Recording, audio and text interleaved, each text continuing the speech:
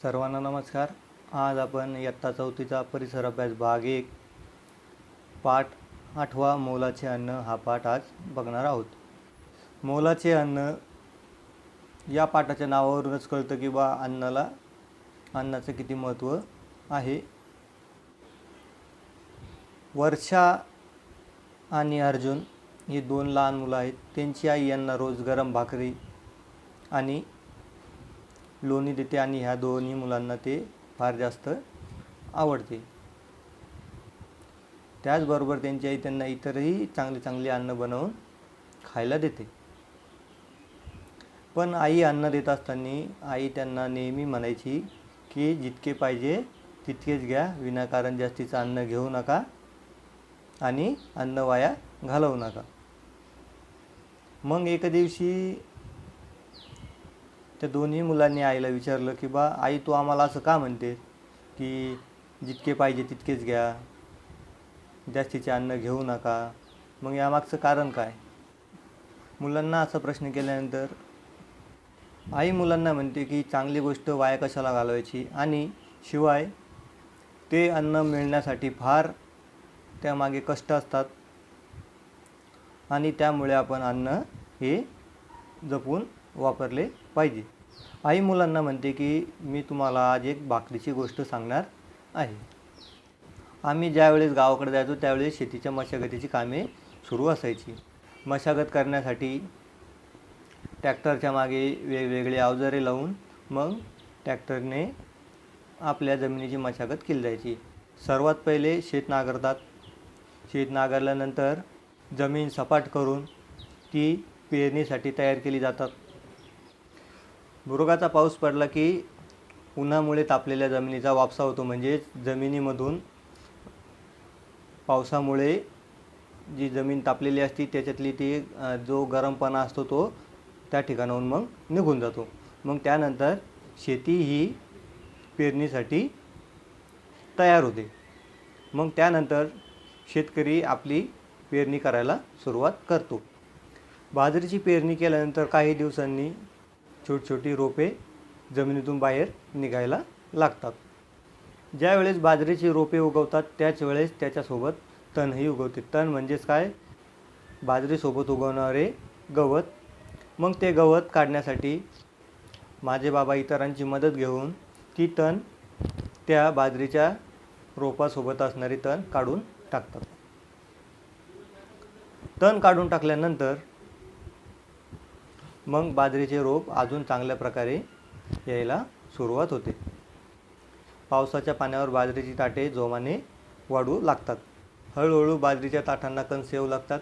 मग कंस आल्यावरती त्या कंसातील कोवळे दाणे खाण्यासाठी पक्ष्यांचे थवेचे थवे येतात आणि ते दाणे खाण्यासाठी त्या ठिकाणी येतात. मग ते दाणे खाऊ नये म्हणून मग माझे बाबा शेतात जाऊन त्या ठिकाणी गोफण फिरवून त्या पक्ष्यांना पळवून लावतात. दाणे पूर्ण भरल्यानंतर मग बाजरीच्या पिकाची कापणी केली जाते.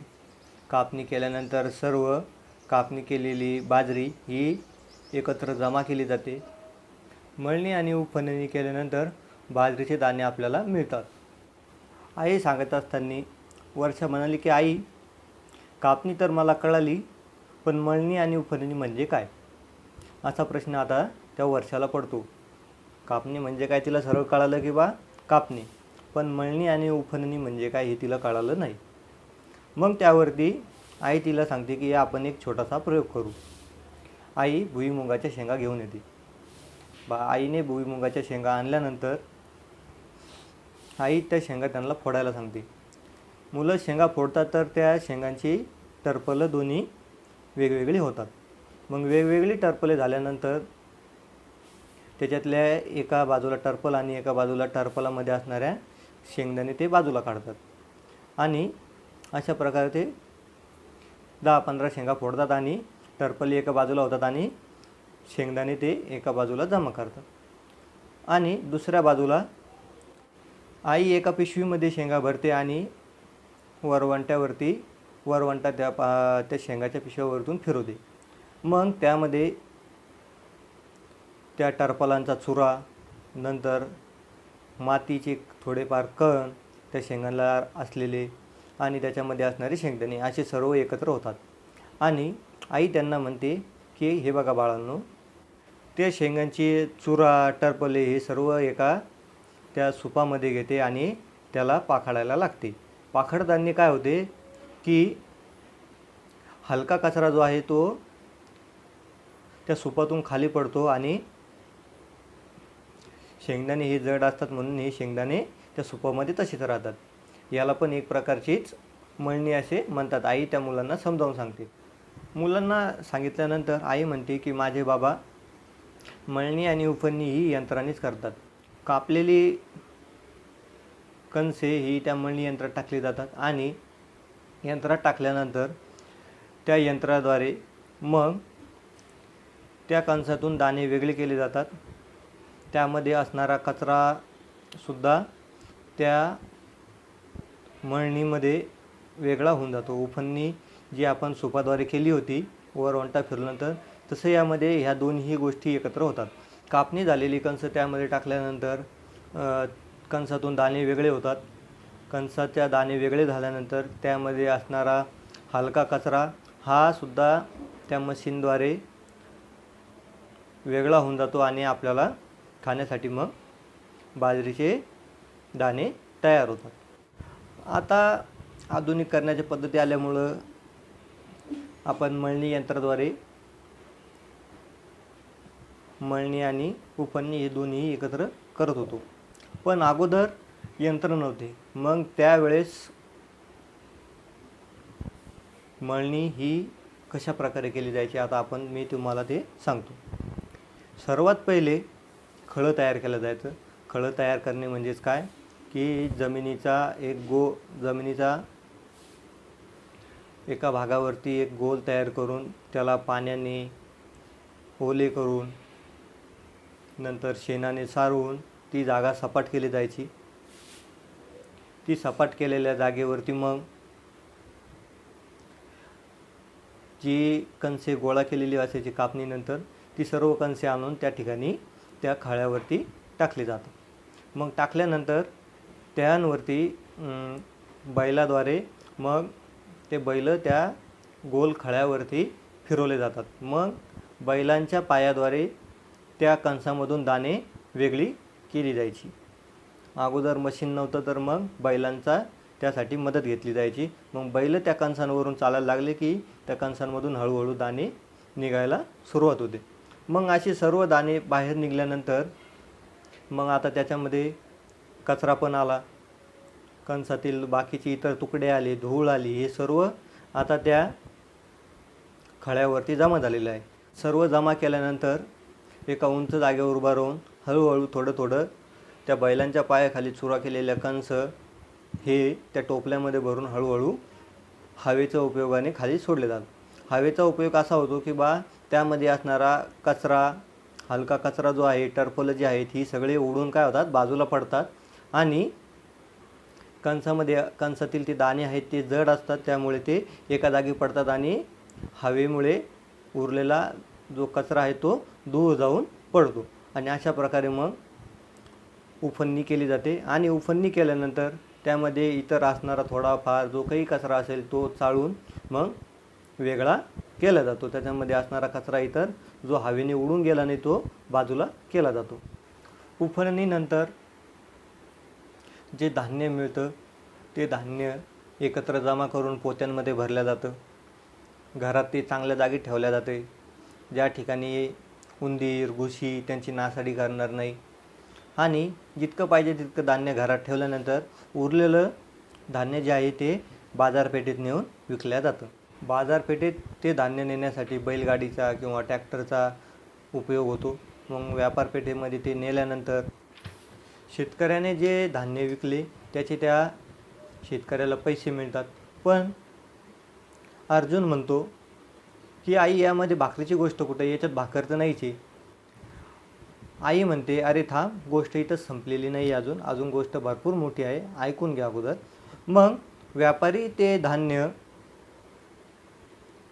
ट्रकद्वारे किंवा मालवाहतुकीची इतर जी साधनं आहेत त्यांच्याद्वारे हे पूर्ण आपल्या भारतामध्ये पाठवतो आणि आता पूर्ण भारतामध्ये हे धान्य पोचलेलं आहे मालवाहतुकीच्या साधनांद्वारे. शेतकरी जरी यात मेहनत घेत असला तरी त्याचबरोबर इतर लोकही यात मेहनत घेतात. मग मालवाहतुकीसाठी ज्या लागणाऱ्या गाड्या आहेत त्या लोकांची सुद्धा मेहनत असते. नंतर ते ड्रायव्हर आहेत, ते ड्रायव्हरसुद्धा त्यासाठी मेहनत घेतात. तुमच्यापर्यंत ते धान्य पोचावं यासाठी ते सुद्धा त्यासाठी मेहनत घेत असतात. बाजारपेठेत हे धान्य पोचल्यानंतर त्या ठिकाणी मग छोटे छोटे जे किरकोळ विक्रेते आहेत, म्हणजे आपल्या गल्लींमध्ये आपल्या आजूबाजूच्या परिसरात जे दुकानं असतात, मग त्या दुकानातील ते दुकानदार या बाजारपेठेत जाऊन हे धान्य विकत घेतात आणि ते धान्य मग आपल्या दुकानामध्ये आणून विकतात. मग ते धान्य दुकानात आल्यानंतर ते धान्य आपल्यासारखे लोक त्या ठिकाणी जाऊन विकत घेतात. विकत घेतल्यानंतर त्याला घरी आणतात, त्याला निवडतात, त्याच्यात काही कचरा आहे का हे बघतात. मग त्याचं दळण केल्यानंतर गिरणीत गेल्यानंतर तो आपल्याला त्याचं पीठ करून देतो. ते पीठ केल्यानंतर मग आई ते पीठ घरी आणते आणि स्वयंपाकघरामध्ये जाऊन ते पीठ भिजवते आणि नंतर त्याची आपल्याला भाकरी मिळते. बघा, एक भाकर मिळवण्यासाठी आपल्याला इतक्या सर्व लोकांची मेहनत त्याच्या मागं आहे, हे सुद्धा आपल्याला माहिती असणं तितकंच आवश्यक आहे. माहिती आहे का तुम्हाला, शिंगाडे व मकाने हे बऱ्याच लोकांच्या खाण्यामध्ये आहेत. ते गोड्या पाण्यामध्ये उगवते. मग ते मिळवण्यासाठी आपल्याला त्या लोकांच्या मेहनतीकडे पण तितकंच बघावं लागेल, कारण ते त्या पाण्यातून जमा करणे, स्वच्छ करणे, वाळवणे व व्यापाऱ्यांपर्यंत पोहोचवणे, मग ते आपल्या घरापर्यंत येते. तर या लोकांची सुद्धा त्यामध्ये भरपूर अशी मेहनत आहे. इतर अन्नपदार्थ, कोळी लोकांच्या कष्टामुळे आपल्याला मासळी मिळते. त्यासाठी ते समुद्रात जातात, त्या ठिकाणी जाळे फेकतात, त्या जाळ्यामध्ये त्या माशा मग अटकतात. मग त्या माशा पाण्यातून बाहेर काढण्यासाठी सुद्धा तितकीच मेहनत लागते. नंतर त्या बाजारपेठेपर्यंत आणणे, त्या ठिकाणी त्यांना स्वच्छ करणे, त्याच्यावरती प्रक्रिया करणे, मग नंतर ते विकणे, या सर्व गोष्टीसुद्धा कष्टाच्या आहेत. त्यानंतर आवळा, जांभळे, करवंद, बोरं हे जंगलांमध्ये मिळतात. ते जंगलात मिळत असते, पण मग ते जंगलातून आपल्यापर्यंत येते तर त्यासाठी सुद्धा तितकीच मेहनत लागते, कारण जंगलामध्ये जाऊन ते सर्व जमा करणे आणि तुमच्यापर्यंत आणणे ही सुद्धा एक मेहनतीची गोष्ट आहे. त्यासाठी सुद्धा मेहनत लागते. मग आपल्यापर्यंत कोणतंही अन्न असो किंवा वस्तू असो, ती आपल्यापर्यंत पोचण्यासाठी कोणत्या ना कोणत्या व्यक्तीची त्यामागे मेहनत आहे.